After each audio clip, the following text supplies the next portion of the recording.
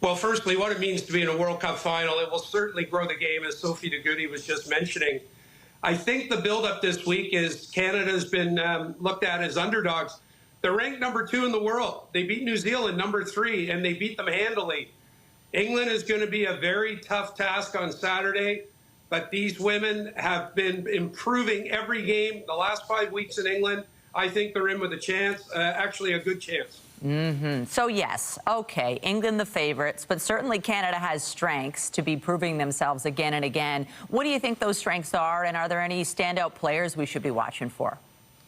Well, like any big game, Michelle, you want your big players to be your leaders. And Sophie DeGoody and Captain Alex Tessier, they've been wonderful throughout the tournament. This side, #1 through 23, have been doing the job. 15 players will start. The substitutions will come on the field.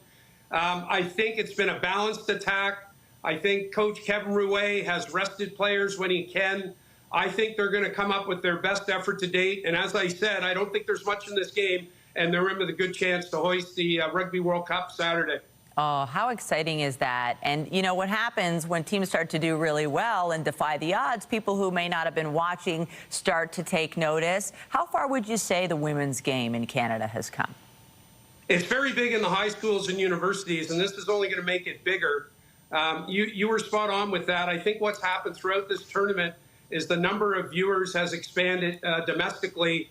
About 200,000 people watched the semifinal against New Zealand, and I think the final will be at least 3 times that. And there's a lot of Canadian support over in the UK, and maybe even a whisper that our Prime Minister might show up at the game with the Royals to cheer them on. So it's going to be an exciting Saturday. Well, that would make sense. He is over there. Yes. Talk to us about our homegrown talent. You mentioned, you know, in universities and in high school, we got some real talent. Yeah, 29 of these 32 players play in the Canadian university system. It's a very good competitive program coast to coast. They have a national championship. The high schools keep getting bigger and bigger. And I can't wait until spring rugby starts in the high schools, and the numbers, I think, are going to be exponentially higher based on this charge by these women. Well, athletes, they often like to visualize. What would a win mean in the World Cup for Canada's team? I think this group has had self-belief for a long time. I think, you know, they're respected in rugby circles. New Zealand were very gracious in defeat because they were so well beaten. But I think this group are very well prepared. They're very fit. They've been together out west training.